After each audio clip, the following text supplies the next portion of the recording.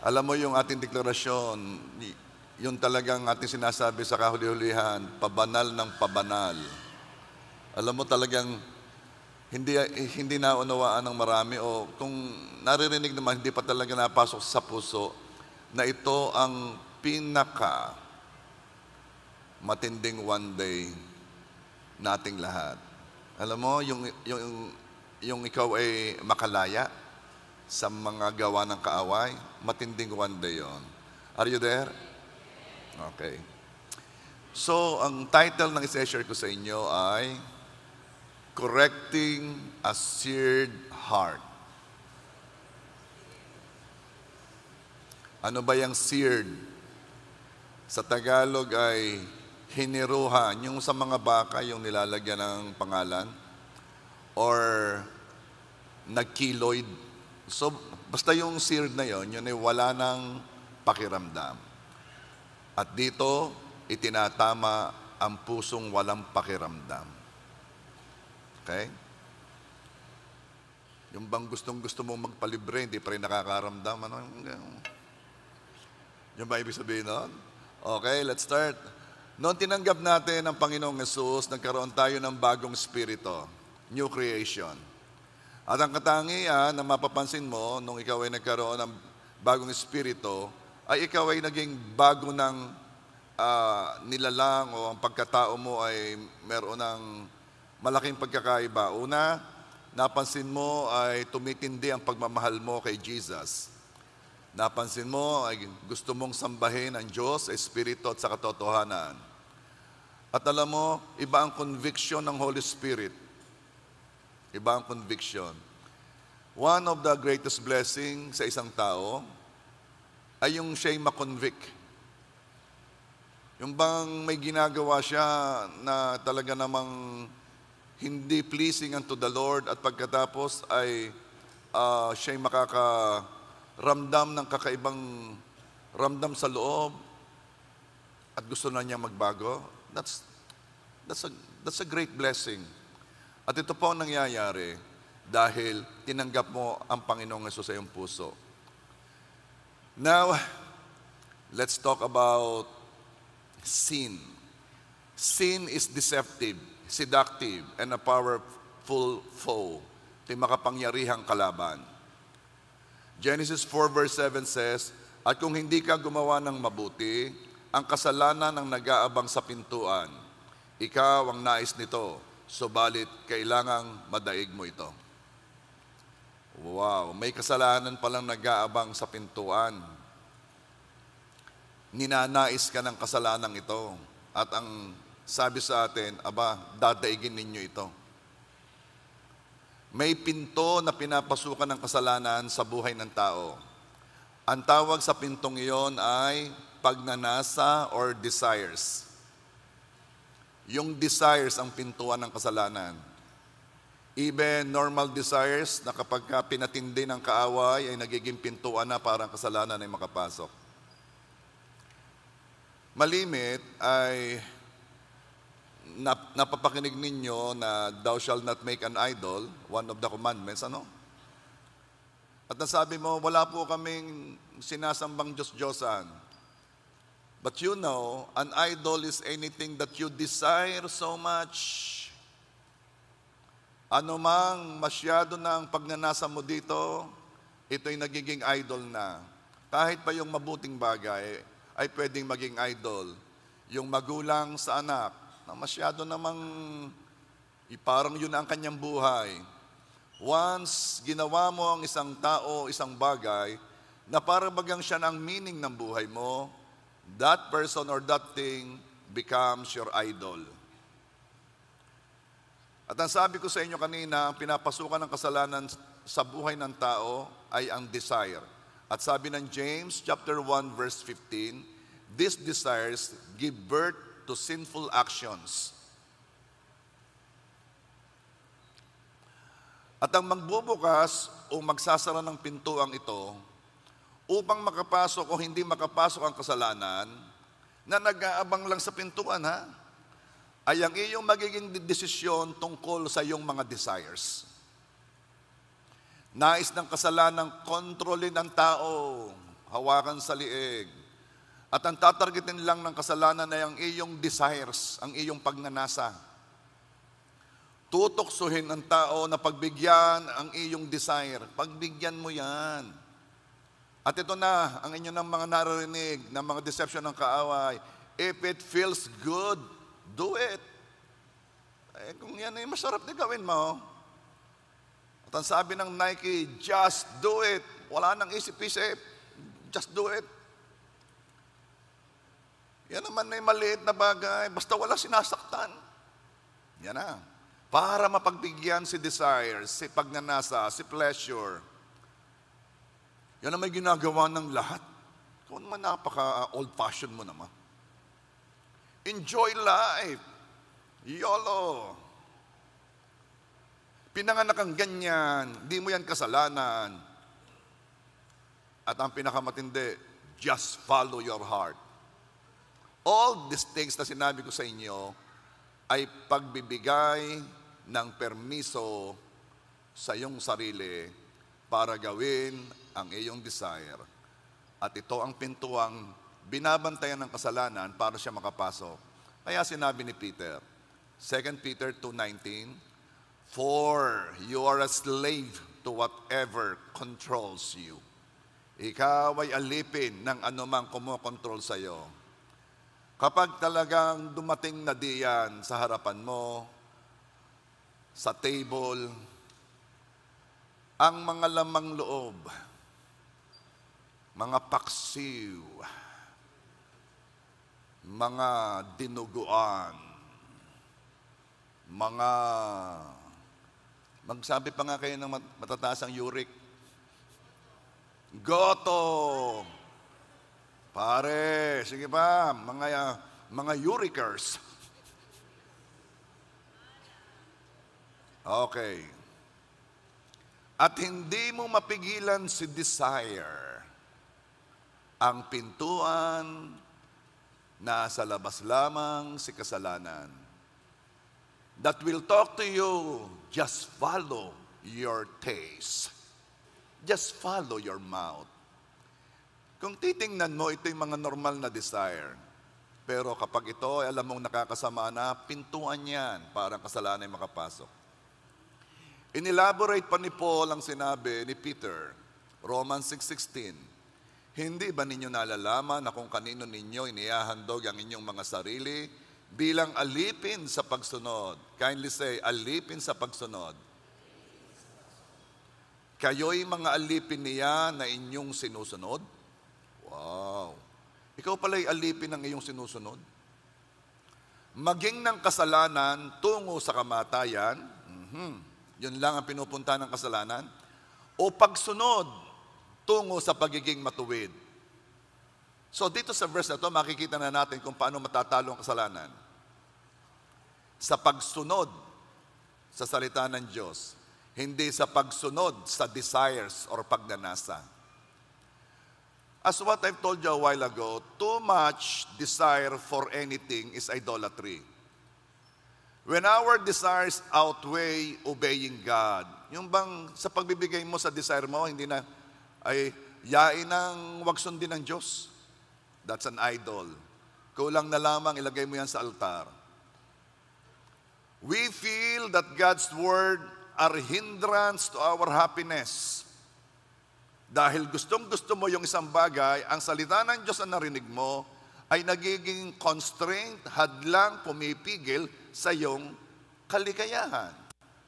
Sa halip na ito'y kalayaan sa pagiging alipin or slavery. Kanina, sinabi ko sa inyo na ang sino mang sumusunod ay alipin ng kanyang sinusunod. At dahil sa kapit ng idolatry, ang iba ay pinipilit makuha ang approval ng Diyos sa kanyang matinding dinidesire. Sa halip na siyang mag-adjust, ay ang Diyos ang pinag-a-adjust niya. Slavery is bad. Yung kasing mga matitinding slavery, it happened long ago, itong mga Western nation, pangunguna ng British, sumunod ng Amerika, sila po ay bumibili ng mga slaves sa Africa. Yung mga slaves na yon ay basta lang kinuha somewhere.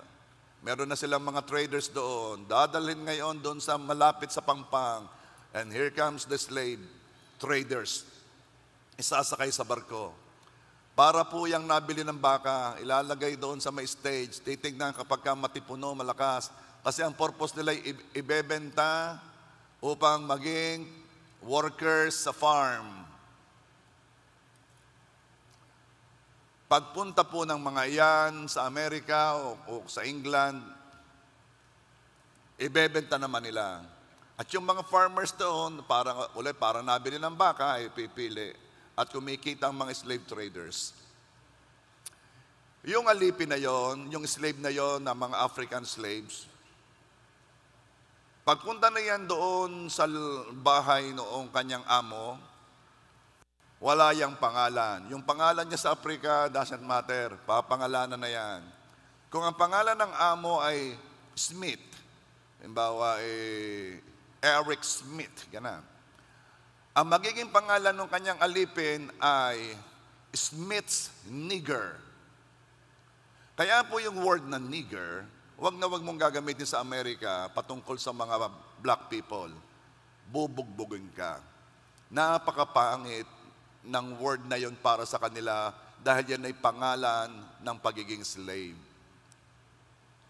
Walang kalayaan ng slave.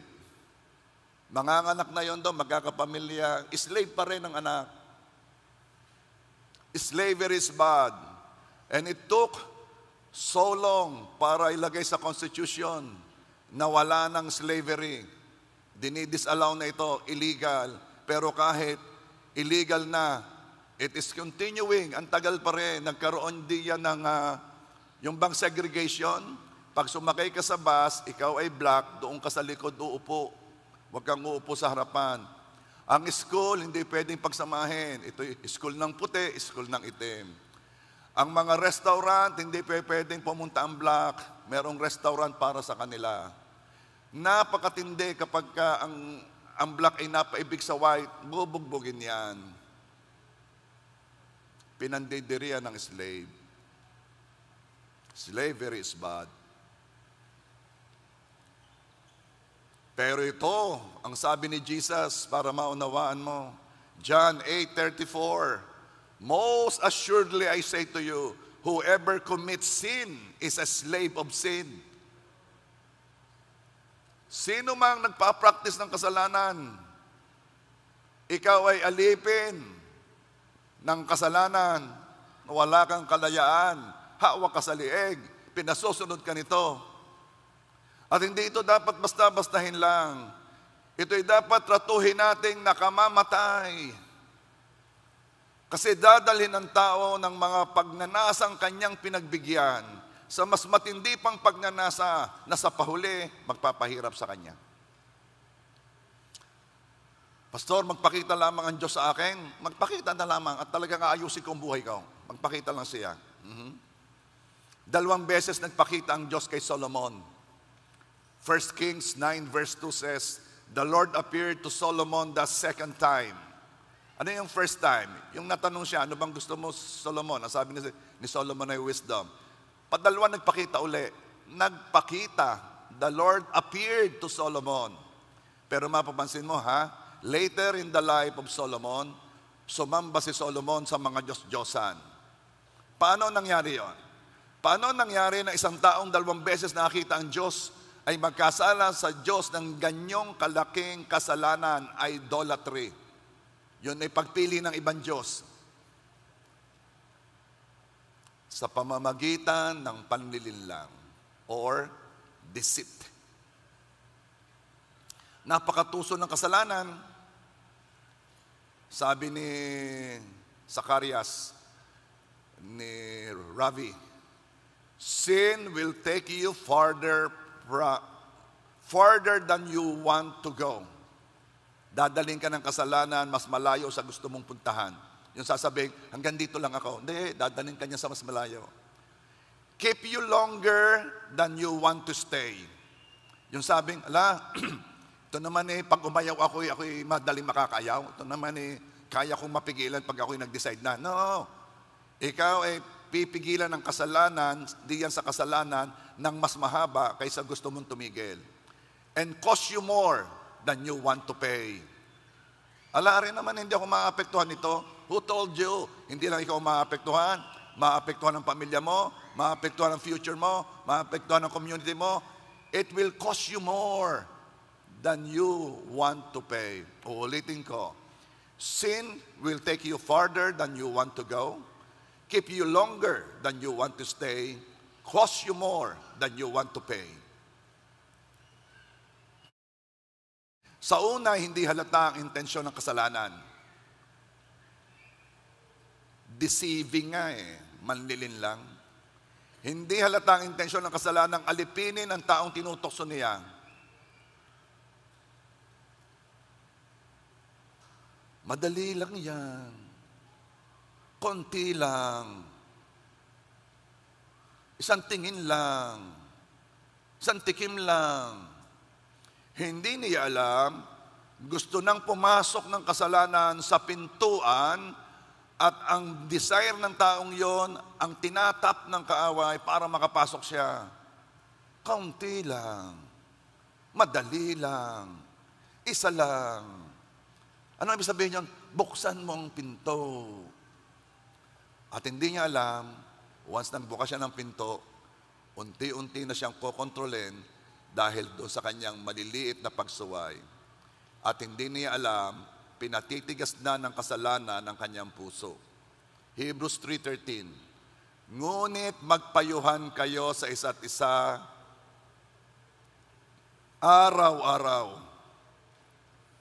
habang ito'y tinatawag na ngayon, upang walang sino man sa inyo ang papagmatigasin ng pagiging madaya ng kasalanan. Magpayuhan araw-araw? Bakit? Kasi baka tumitigas na ang puso, hindi pa alam. Kapag tumigas ang puso, seared conscience, humihirap makarinig ng boses ng Holy Spirit ang isang Kristiyano. Hindi na siya as strong ang conviction compared noong una. Huwag maniniwala sa deception na tayo naman ay covered ng biyaya ng Diyos. Merong iba ay ginawa ang biyaya ng Diyos na pang-alis ng guilt, pang-alis ng condemnation, pang-alis ng masamang feeling, at sasabihin ako na may naligtas sa biyaya. No. Ang biyaya ay God's empowerment para mapagtagumpayan ng kasalanan, hindi para maging dahilan mo upang ipagpatuloy ang kasalanan. Dahil in the long run, hindi magiging okay yan. In the long run, kapag hindi mo talaga pinagtagumpayan ng kasalanan, palalayuin ka nito sa Diyos. Okay. Pag-uusapan natin ang proseso ng pagtigas ng puso laban sa Diyos. Bakit ba ang puso ay nagiging seared, hineruhan, nagkakalyo, walang pakiramdam, tumigas, kumapal? Bakit kaya? Unang beses sumuway, nangungusap ang konsensya sa tao. Itong pangungusap na ito ay not necessarily still small voice o boses sa loob. Pwedeng ganon, pero most of the time, ito yung isang uncomfortable feeling. Yung bang pakiramdam na hindi ka mapayapa, uncomfortable ka dahil nagkasala. Kasi ito ang pusong nagsasabing, ikaw ay sumala sa linya. Sumala ka sa linya ng buhay, itama mo ang daang tinatahak mo, magsisi ka, tumingi ka ng tawad. You missed the mark. Now, kapag ang taong ito'y nagsisi at itinakwil niya ang kasalanan, ang puso niya ay nalilinis at nananatiling sensitive sa boses ng Holy Spirit. Kaya sabi ng Proverbs 28:13, people who conceal their sins, yung hindi humihingi ng tawad, will not prosper. By the way, pag pinag-usapan ng prosperity, hindi lamang pera yun ha. Prosperity of the soul. Napakahalaga niyan. Will not prosper, but if they confess and turn from them, they will receive mercy. O kahit, kahit sumuway ka at medyo, at ikaw ay nakaramdam ng uncomfortable feeling sa loob, pag ikaw na may nagsisi, babalik yan, okay yan, sensitive ka pa rin sa Holy Spirit. Pero, pag hindi niya pinansin ang boses ng konsensya, matatakloban ito ng veil, matatakloban ng veil o ng kurtina ang kanyang puso. Taklob. Sa susunod niyang pagsuway, hindi na ang komportable ng kasalanan compared noong dati. Mas lumiliit na yung tinig. Nababawasan na yung uncomfortable feeling. Hindi sa dahil humina ang boses ng Holy Spirit, humina ang kakayanan niya na marinig ang boses nito. Pero nakakarinig pa rin. Pwede pa rin humingi ng tawad. Mari-restore pa rin kung aaminin ang kasalanan at magsisisi. Pero, kapag pinagbigyan muli ang desire, I told you ang pintuang binabantayan ng kasalanan ay ang iyong mga desires, ang iyong mga ninanasa. Kapag muling pinagbigyan yung mga pagnanasang yan, at sinuway ang utos ng Diyos, may panibagong veil o kurtina ang tataklob sa puso, pakapal ng pakapal yan. At ang kakayahan ng puso makarinig ng boses ng Diyos ay pahina ng pahina kasi may mga cover na. Ang konsensya ay humihina ng pakiramdam. Pwede pa rin humingi ng tawad, ma-restore kung magsisisi. Hindi mababago yon. Ano nababago? Ang nababago ay ang kakayanan niyang makita ang pagkakamali.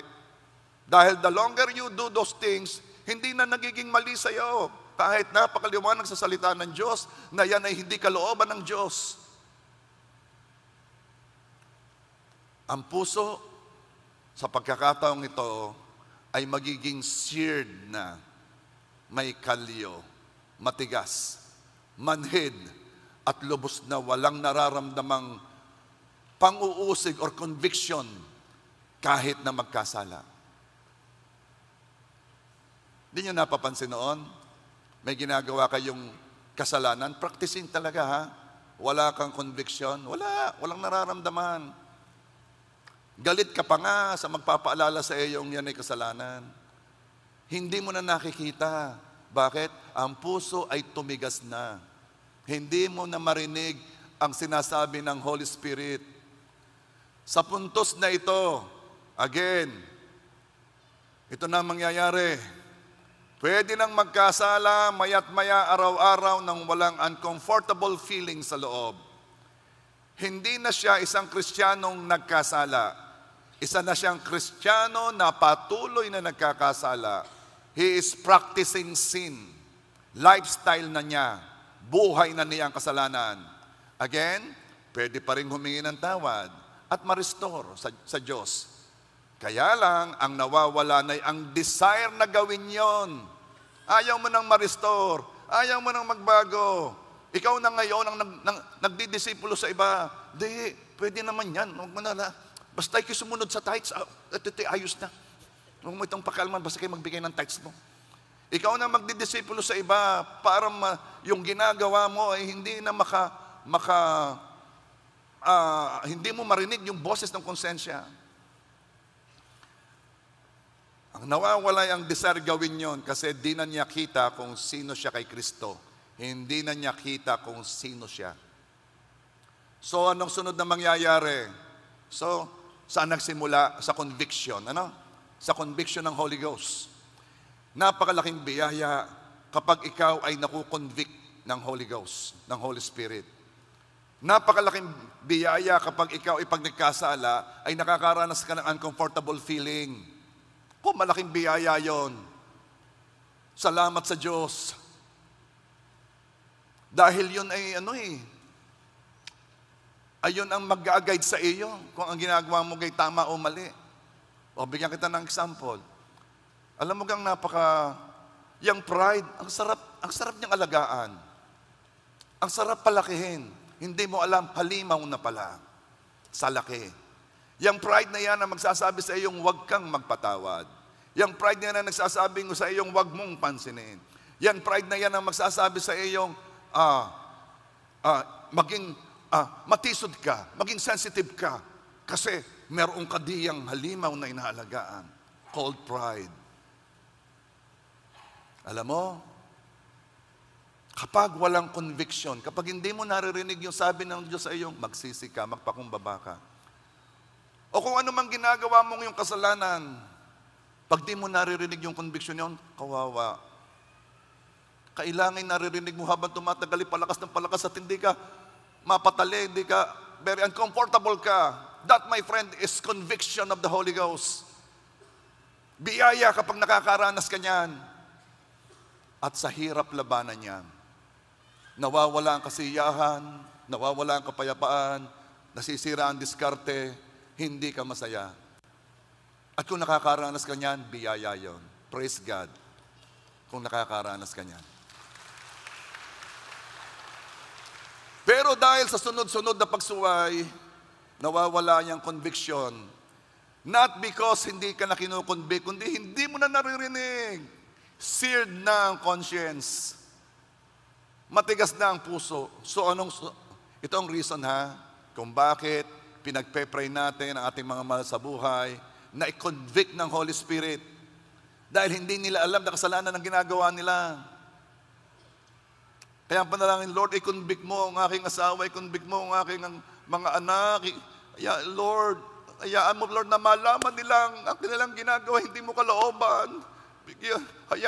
Ayun na, actually sinasabi mo, bigyan ninyo ng hindi magandang pakiramdam sa loob, sapat para baguhin nila ang kanilang kilos. It means, Lord, convict them. Mahalaga yun. Kaya sabi ni John the Baptist nung magsisimula na si Jesus ng ministry, repent! The kingdom of God is near. Repent! Ibig sabihin, makonvict kayo sa kasalanan. Dahil kailangan yun muna ang unang maganap bago mo tanggapin ang Panginoong Jesus. Sabihin mo, pinagsisisihan ko mga kasalanan ito. Pero usual yung ginagawa natin, sunod kayo sa panalangin, okay po, Panginoon, patawad sa kasalanan ko, patawad sa kasalanan. Ginawa nating formula. Pero hingin mo talaga yung pag sinabi mong patawad sa kasalanan, talagang humihingi ka ng tawad sa mga kasalanan ginagawa mo. Huwag mong isipin na yung formulang iyon ay dadalhin ka sa langit. Ilang beses ko na sinabi yan, langit na ako. No. Puso. Yung totoo. At kung hindi ka talaga nagsisisi at sumasabay ka lamang sa panalangin, at ikaw lamang, at hindi ka naman talaga nagsisisi, hingin mo sa Diyos ang biyaya ng pagsisisi. Anong sunod na mangyayari? Okay? Hindi mo na marinig ang boses ng Holy Spirit, hindi ka na makonvict. Sa kabutihan ng Diyos, magsusugo ang Diyos ng propeta, ng pastor, ng kaibigan, ng life group leader, na aabot sa Kanya. Heto na yung mga taong nagsasabing, matapos umattend, kinuwento mo kay pastor yung aking mga ginagawa. Hindi ko mag-usap. Bakit alam na alam ni pastor ang aking buhay? Yan na yan. It's the Holy Spirit na nagsugo ng isang tao upang gisingin ka. Kaya pag mayroong ikaw narinig galing sa kung sino man, upang ipaalala sa iyo that you are doing a wrong thing, na kapag nagpatuloy ka, ay baka hindi ka na makapasok sa kaharian ng Diyos, yun ay sinugo ng Diyos dahil mahal ka niya.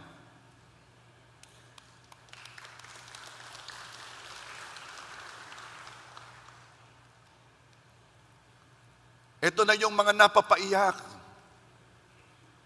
Yung pagpasok, ako po'y iyak na iyak bakit? Ako po'y talagang ako po'y nabubuhay na malayo sa Diyos. Conviction. Dahil sa anointing ng Word. Napagalamang ko, napakatindi na pala niyang AI, yung artificial intelligence. Ako'y may napakinig na kanta Ako'y kakanta ng kantang are hanggang sa sinabi ng kapatid ko, ito, AI yan. Fake ito? Oo. Lahat yan, yung audience, yung judges, lahat fake yan. Oo, halata kong mga fake yan. Iba't iba yung kulay ng ano eh. Pero yung AI, nakakakompose na rin ng kanta. Oo. Itong kantang ito, hindi. Ang gumawa nito, robot. Oo. Ha? Ang tindi ng AI. Alam mo ba na pwedeng magpagawa sa AI ng preaching? Oh, ChatGPT. Gawa mo ko ng preaching tungkol sa shared conscience. Sa galing gumawa ng preaching. Tama ang ayos, may verse. Anong pagkakaiba? Anong pagkakaiba? Sige, ituturo mo yung gawa ni AI. Si AI ang naging Holy Spirit mo. Okay, sige, anong pagkakaiba?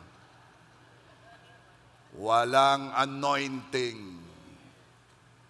Yung word na yon o yung sinabing yon ay hindi papasok sa puso kasi ang word ay kailangang i-anoint ng Holy Spirit para pumasok sa puso mo.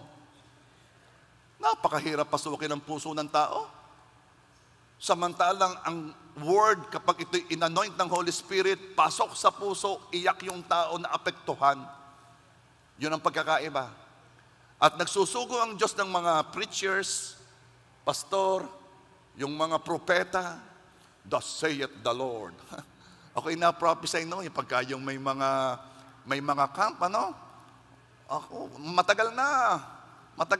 Ako'y nasa maliit pang ano. Sabi noong propeta, Pastor ito, naku po. Yan na. The Lord says, you are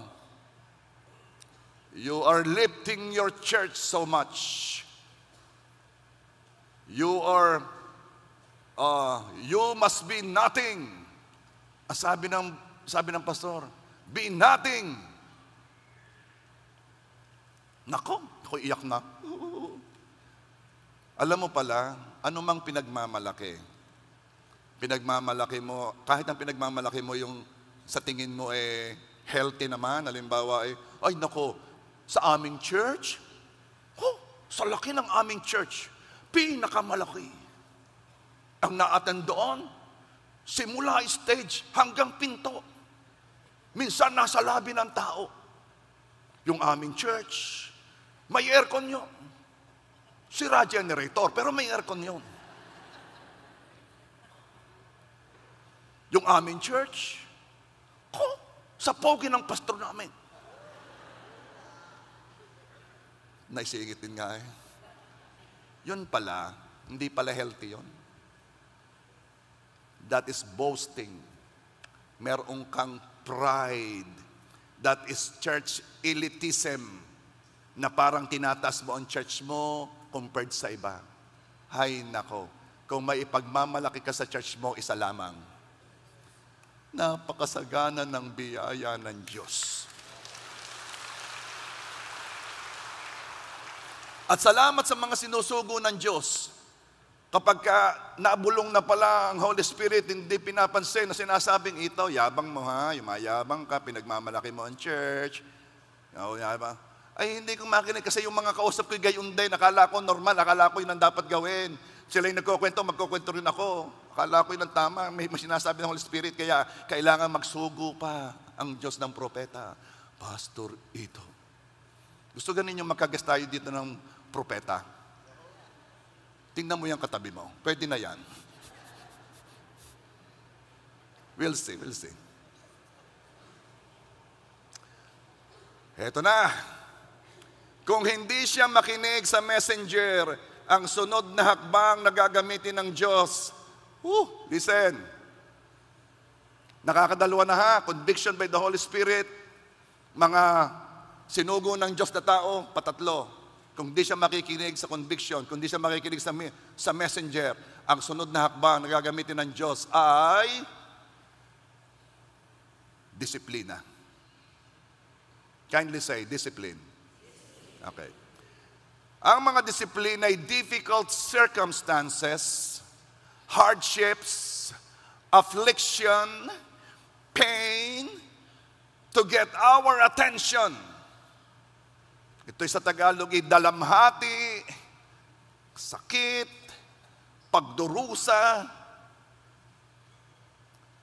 Sino ditong dinidisiplina ang anak? Yung from 0 to 7. Paglampas na ng 7, wag na. Sino ditong pag nagdidisiplina? Pag di mo tinigil yan, bibigyan kita ng ice cream. Sinong kayo magdisiplina? Pag kayong dalaway laging nag-aaway pa, ibibili ko kayo ng kotse. Sinong kayo magdisiplina? No. Ang disiplina ay hindi magandang pakiramdam. Noon, hirap na hirap akong sabihin ito, na pwedeng hayaan ng Diyos ang paghihirap sa kanyang mga anak, kahit sakit. Kasi, ang tinuturo ko ay siyang nagpapalaya, siyang nagpapagaling. Bakit naman magbibigay ng paghihirap? Hirap na hirap ako noon.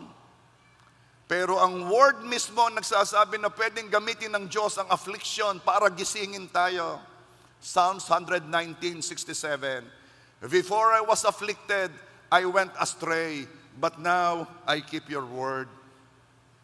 Bago ako masaktan, bago ako sinaktan, ako ay lumalayo sa Diyos. Pero ngayon, sinusunod ko ng salita. Ilan na ang pinag-pray ko na may sakit o sa hospital na nagsabing, pag gumaling ako ay magbabago na. Something na hindi nagawa ng boses ng Holy Spirit, something na hindi nagawa ng preacher o yung nag-share ng word, pero nagawa ng disiplina. Pastor, talagang pagalingin lamang ako.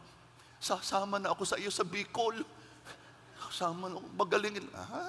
Samantalang nung kita nag-uusap tara sa Bicol, walang kadating-dating, walang paglilingkod. Lahat ay pakabig. Basta, one day. Ay yung paglilingkod, basta one day.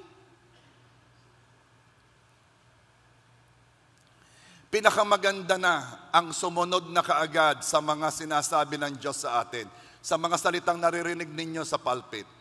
Lumayo na sa kasalanan. Dahil kung hindi, because God loves His children so much, gagamitin niya ang lahat, kasama ng disiplina, ang kahirapan, ang sakit, ang affliction, ang pain, upang turuan ang kanyang anak at bumalik sa matuwid na daan ng buhay. Kindly say, disiplina. Psalms 119 verse 67. I used to wander off until you disciplined me, but now I closely follow your word. Inaasahan ng Diyos ng disiplina na hinayaan niyang maranasan natin ay kukuha ng ating atensyon upang tayo bumalik sa daan ng buhay. Bakit inaasahan ng Diyos yon? Tanungin ninyo ako, bakit po? Uulitin ko, gusto kong ito mag-gets nyo okay?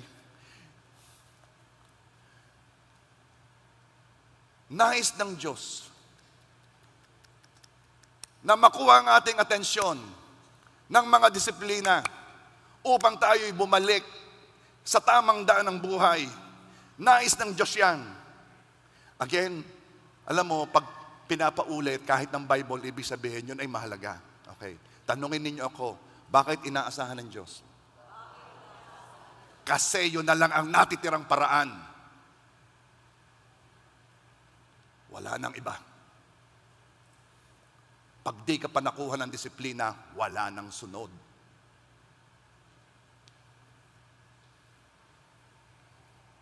Hebrews 12 verse 5 and 6. At nakalimutan na ninyo ang pangaral na sinasabi niya sa inyo bilang mga anak. Anak ko, huwag mong ipagwalang bahala ang disiplina ng Panginoon. Huwag kang manlupaypay kung ikaw ay sinasaway niya. Verse 6, sapagkat dinidisiplina ng Panginoon ang kanyang minamahal at pinarurusahan ng bawat itinuturing na anak. Bakit sinabing huwag manlupaypay kapag sinasaway? Bakit sinabi? Kasi ang disiplina ay masakit. Kaya huwag kang manlupaypay. Hebrews 12 verse 10, sapagkat tayo ay kanilang dinidisiplina ng ating mga magulang sa lupa ng maikling panahon ayon sa kanilang minamabuti. Ngunit, dinidisiplina ng niya tayo o ng Diyos tayo alang-alang sa ikabubuti natin upang tayo'y makabahagi sa kanyang kabanalan. Hindi naman pwedeng di ba, tuwang-tuwa ang ama, ay talagang kamukha mo yung anak mo, proud naman yung ama. Hindi naman talaga pwedeng hindi tayo makamukha ng ating ama. Verse 11 ng Hebrews 12, subalit ang lahat ng disiplina sa kasulukuyan ay tila hindi ka nais-nais kundi masakit. Masakit ang disiplina. Huwag mo nang hayaang doon ka dalhin. Subalit sa hinaharap, in the future, magdudulot ng mapayapang bunga ng katuwiran sa mga nasanay sa pamamagitan nito. Sa dulo, ikay magiging maayos at matuwid. Listen, hindi pabababain ng Diyos ang pain ng disiplina. Lord, hanggang kailan ba? Hanggang kailan ba ako dadalas dito, Lord God?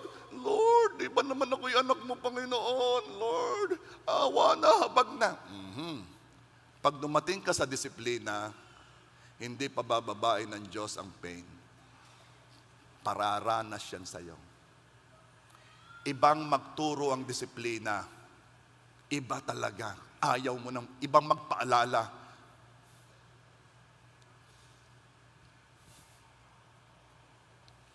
Ipaprioritize ng Diyos ang iyong eternal life kaysa sa iyong pangkasalukuyang kaginhawaan. Kaya doon sa mga alam na kaya sila nagka-problema ay dahil sa mga kasalanan ginawa nung una, ang paalala ko, never do it again. Why? Masakit ang disiplina. At hindi pipigilan ng Diyos ang kanyang sarili na disiplinahin ang kanyang anak because He is a good father. Ang mabuting ama, dinidisiplina ang anak. Know when what is happening is a discipline. Bakit? Baka rebuke ka na ng rebuke ng demonyo, Diyos na pala ang kumikilos. In the 1980s, ang uso noon, wala pang social media, ay television. At dito nagsimula ang mga tele-evangelists. Sa television, sumisimba ang mga tao because here's the gifted, anointed man of God. Pero, merong taong sikat na tele-evangelist at that time, ang pangalan niya ay Jim Bakker.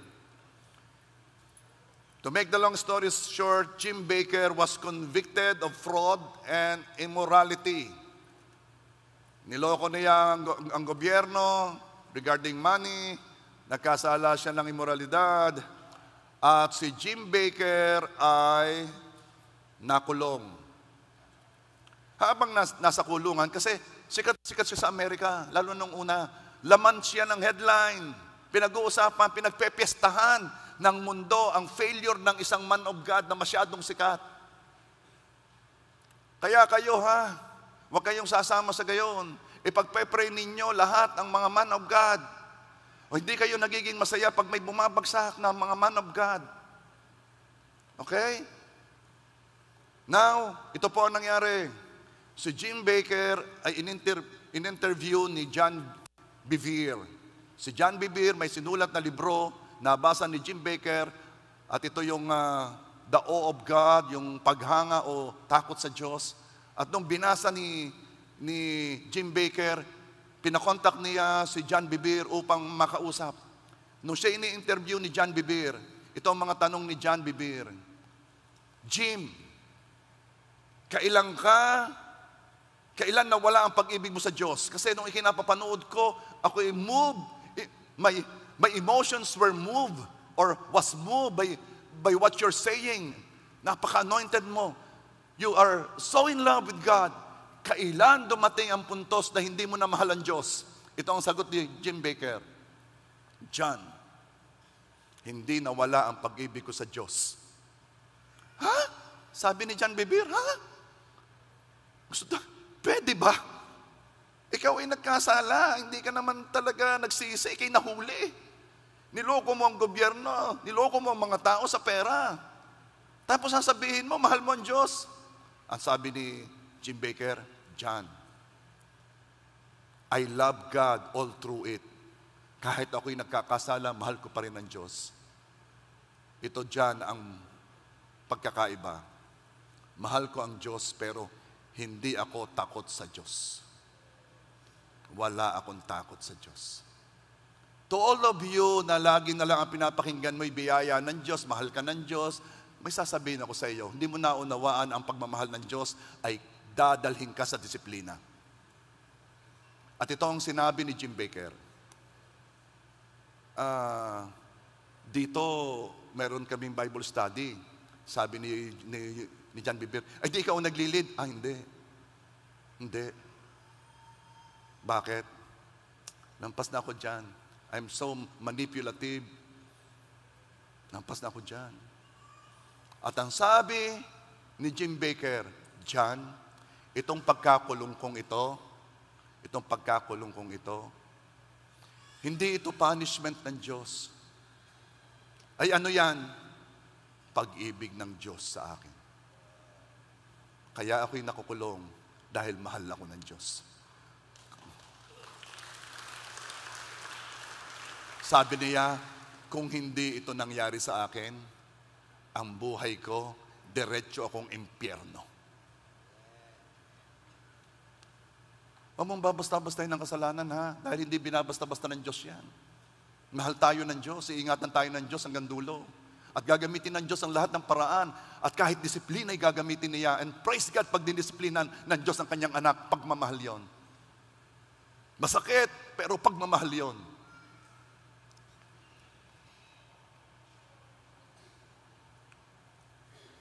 First Corinthians 11:32, yet when we are judged by the Lord, we are being disciplined so that we will not be condemned along with the world.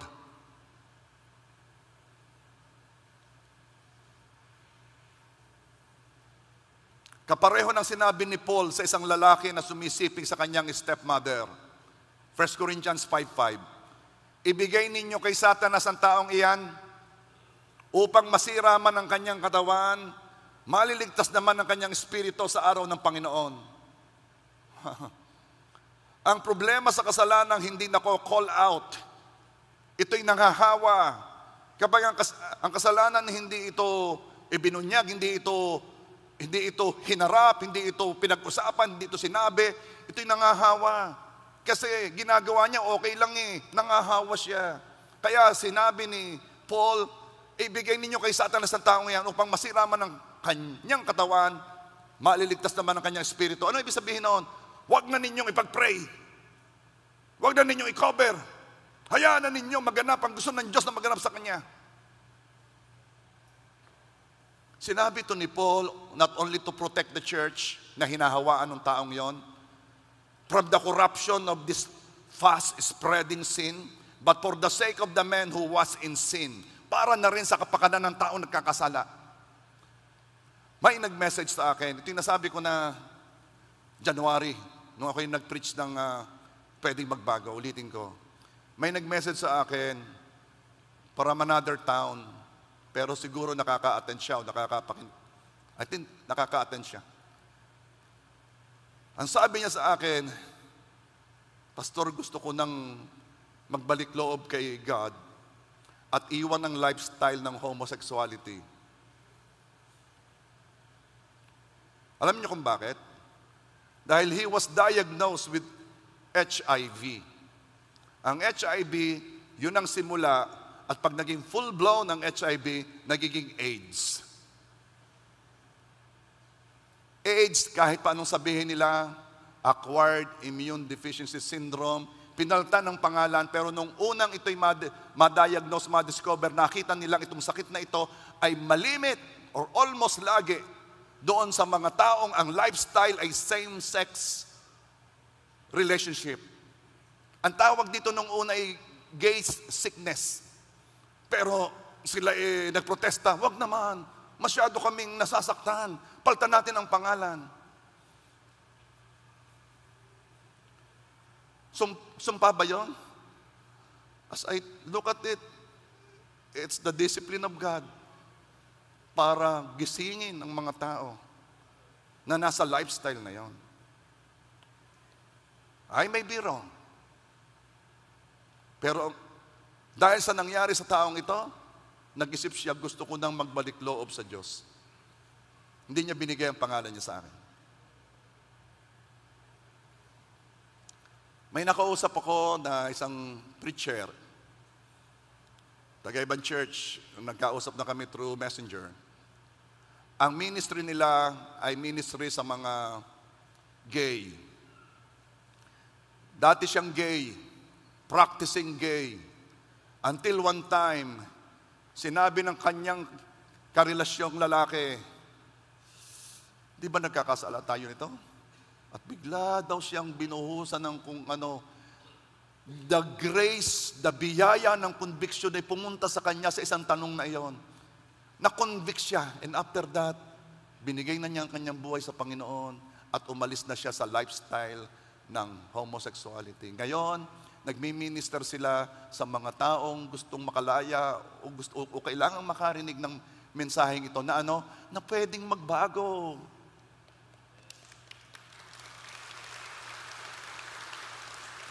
At may sinabi siya sa akin, ang sabi niya, Pas, praise God na connect tayo kasi gusto rin namin mag-minister sa Batangas. Grupo sila Kasi ang Batangas is one of the provinces na pinakamataas ang rate ng HIV.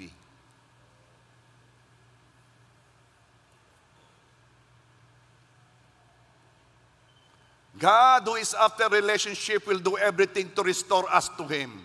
Mahal na mahal ng Diyos ang kanyang mga anak, kaya God will reach us in various ways depending upon where we are regarding sin's slavery. Depende kung saan, nasa ang level na ang pag-alipin ng kasalanan sa isang tao. I-reach out ka ng Diyos depende sa level. At ating re-reviewin. Ang una, the process of correction. God corrects us through conviction of Holy Spirit in our hearts. Ang sunod, conviction coming from a messenger of God, from a friend, from the life group leader, from the pastor, from a prophet. At patatlo, pag yung dalawang yon ay hindi mo pa rin pinakinggan ang sunod, discipline through hardship, adversity, affliction, or pain. Hebrews 12 verse 1, itabi natin ang bawat pabigat at ang pagkakasalang madaling bumibitag sa atin. Panahon ng mag-decide. Panahon na. Pagsisihan na natin ang mga bisyo na sumisira sa templo ng banal na Espiritu. Panahon nang itigil ang vaping. Dapat i-call out ito. Hindi ka cool, utoy. Panahon nang i-give up ang sigarilyo, ang nicotine. Panahon nang i-give up ang alcohol. At hindi ko ito sinasabing ako'y nagbibiro o nagpapatawa, seryoso ako. Itigil na natin ang lifestyle na hindi nagpapalugod sa Diyos. Gambling, scatter, online casino, online sabong. Itigil na ang immorality. Kapag ay di mo asawa, ay magpakasal kayo. Itigil ang lifestyle ng homosexuality at lesbianism. Hindi papasok sa kaharian ng Diyos ang mga taong nasa ganitong lifestyle. Ang kasalanang ito ay nagsimula sa desires. Binuksan mo ang pintuan, pumasok ang kasalanan. Ang kasalanang madaling bumibitag o nagtatrap sa isang tao is not necessarily the same sin na madaling bumibitag sa iba. Maaaring hindi ka madaling maging slave ng sugal. Ayaw mo niyan. Sabi nung isa, ako pastor, isang taya lamang, pagkaka-nervyos ko na, pagkakakutob ko na, hindi ako talaga sa sugal. Maaari nga, kasi wala sa linya ng kanyang family, pero sobra namang uminom. Hindi ako matetempt sa inuman. Ay saan? Sa chismisan ho. Talaga namang makarinig lamang ako, yun ang boses na humina, talagang alamin mo kung anong tukso na mas susceptible ka at gawin mo ang lahat na kailangan upang makat ang kanilang opportunity sa iyo.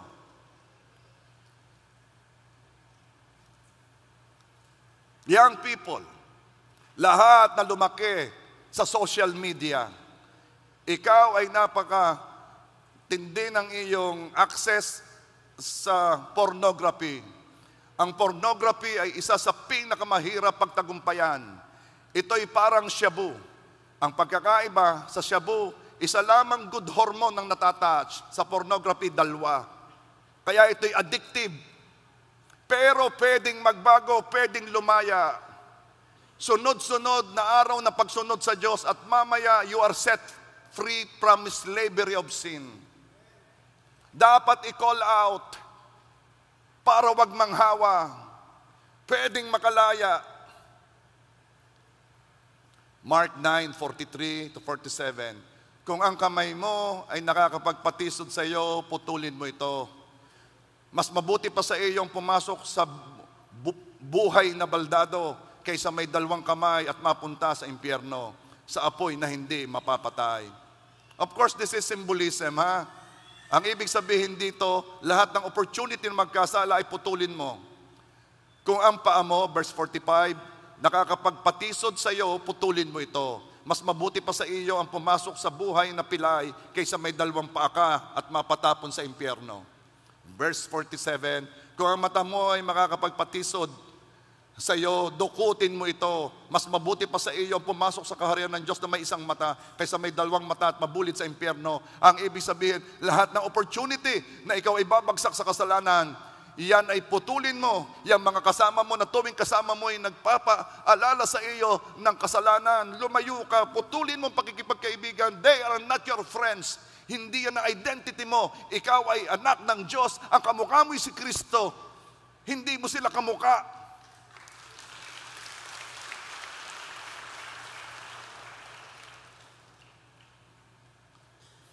Ako pastory alcoholic na eh. Hindi ko lang inaamin, pero hindi ako makatagal nang hindi ako iinom sa isang araw. Yeah. Kanya-kanyang addiction. Pero it doesn't necessarily mean na hindi mo yan kayang pagtagumpayan. Lagi ko sinasabi si Danny Ramos, yay kilala sa namunga na alcoholic. Pag umiinom yan, hindi yan nagtitira. Isang araw na pagpapasya, kinunbik ng Panginoon, biniyayaan ng Diyos. Simula nung araw na yun hanggang ngayon, hindi umiinom. Danny, where are you? Danny Ramos. Nasaan ka, Danny? Taas ang kamay, Danny. Nasa likod lagi umuupo yan, hindi ko makita ang kamay. Nakataas na ba ang kamay? Makikita yung nga, Danny, kung nariyan ka. Wala. Alam ko, iniisip nyo, hindi totoo yun. Si Brother Bonnie, adik yan sa sugal. Adik yan sa baklay. Lahat ng patay pinupuntahan. Hindi nakikita ang bangkay kasi siya'y nasa baklay. Isang biyaya ng Diyos. Brother Bonnie, nandito ka ba? O mo sabihin, magkasama kayo ni Danny. Ako yan. Isang pagpapasya. Isang biyaya ng Diyos. Biniyayaan ng Diyos na hindi na pumupunta sa baklay. Sino may sabing bangka na? Sobra ka naman. Hindi na, biyaya ng Diyos. Magpapakita ko sa iyo ng iba't ibang nakalaya sa pagiging alipin. At may sasabihin ako sa iyo, kung hanggang ngayon hindi ka makaayaw dyan, alipin ka, slave ka. Pwedeng lumaya. Ilan na ang sasabihin ko sa inyo ditong dating nagsasyabu? Hindi ko na lang sasabihin. Baka maraming tumayo. na ngayon ay malaya na, hindi na alipin.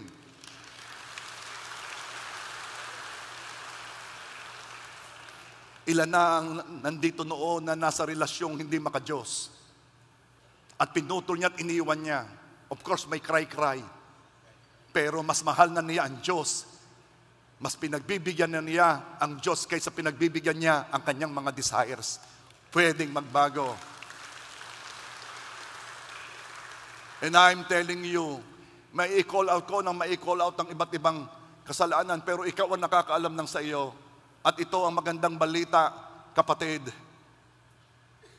Hindi titigil ang Diyos upang akayin ka na makamukha ka niya.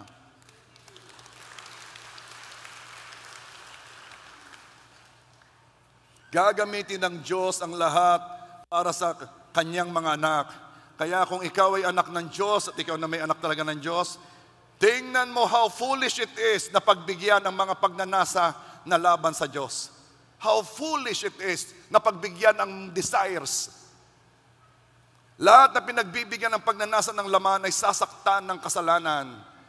Kung hindi ka magsisisi, didisiplinahin ka ng Diyos. Kaya mabuhay tayo with a lot less pain kung iiwas sa kasalanan. Sa halip na enjoyin ang pleasure of sin for a short season. Worship Him, please. Ang kasalanan ay mapanlin lang. Nanlilin lang ito sa pagsasabi kung gaano ito makakapuno sa hinahanap mo o sa kaligayahan mo. Nanlilin lang ito sa pagsasabing ikaw pa rin ang may control dito, gayong ikaw na ang kontrolado nito. Sinasabi mong kaya mong itigil pag gusto mo na, hanggang ngayon hindi mo maitigil. Nanlilin lang ang kasalanan kasi tayo inaaliw nito upang ilayo sa tunay na buhay na magbibigay sa atin ng kaganapan or fulfillment. At maranasan natin ang vibrant relationship with Christ. Kung alam mo ang magandang plano ng Diyos sa iyo, at ang kasama nitong kapangyarihan, ang pagiging kagamit-gamit sa kaharian ng Diyos, ang sarap ng pamumuhay na may kalayaan, ang intimacy with Christ, makikita mo ang panlilinlang ng kasalanan. Meron akong kinausap, ang leaning niyang kasalanan ay homosexuality. Pero hindi naman siya obvious eh. Hanggang na kung may nag-uusap na, nag-commit siya ng kasalanan eh. At siya'y bad, na siya, wala na siyang kapayapaan. Pero pumapasok ang panlilinlang ng kaaway na na siya'y talagang ganon. Hindi nag-uusap kami. Hindi. Deception yun. Hindi marami akong sinabi, pero may sinabi ako hanggang ngayon naalala ko. In-encourage ko siya. Alam mo, magandang plano ng Diyos sa iyo. To give you a hope and a future. Magandang kinabukasan mo. At nagsabi ako sa kanya ng mga pwedeng mangyari. Ikaw, your life will influence so many people. You will bring a lot of people sa Panginoon. Ika'y magkakaroon ng masayang buhay, pagpapalain ng Diyos ang iyong trabaho, pagpapalain ng Diyos ang pamilya mo. Ikaw ay magiging respetado sa community. You will have a beautiful life. Magandang plano ng Diyos sa iyo kung susunod ka sa Kanya. At nagtanong siya, paano pag hindi ako sumunod? Itong sabi ko, ay wag Diyos ang tatanungin mo. Ang tanungin mo si Satanas, may plano rin siya sa iyo.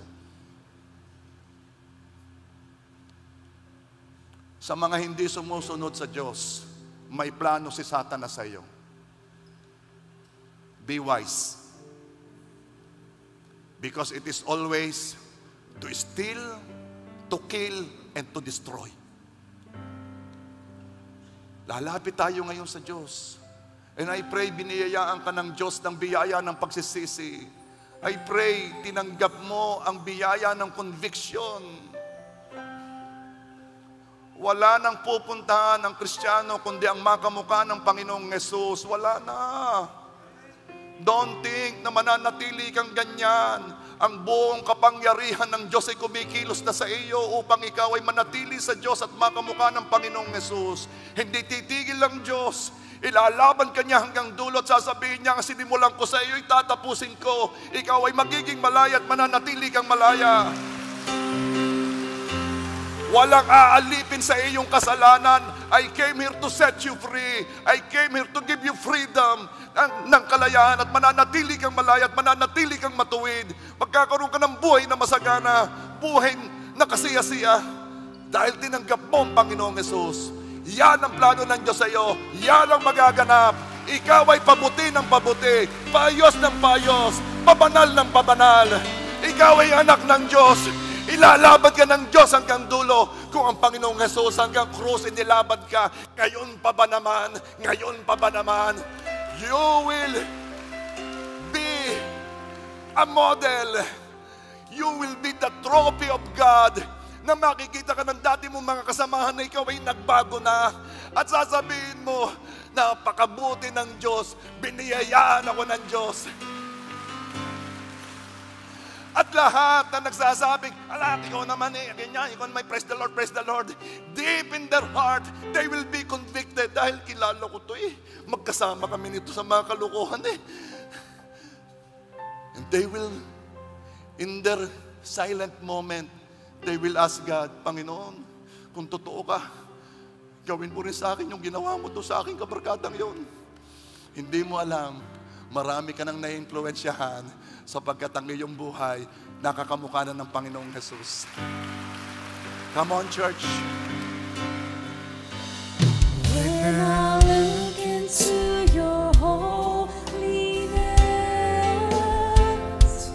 when I gaze into your loveliness,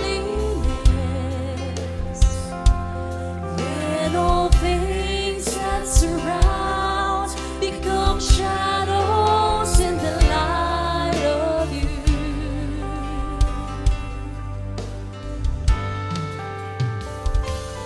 When I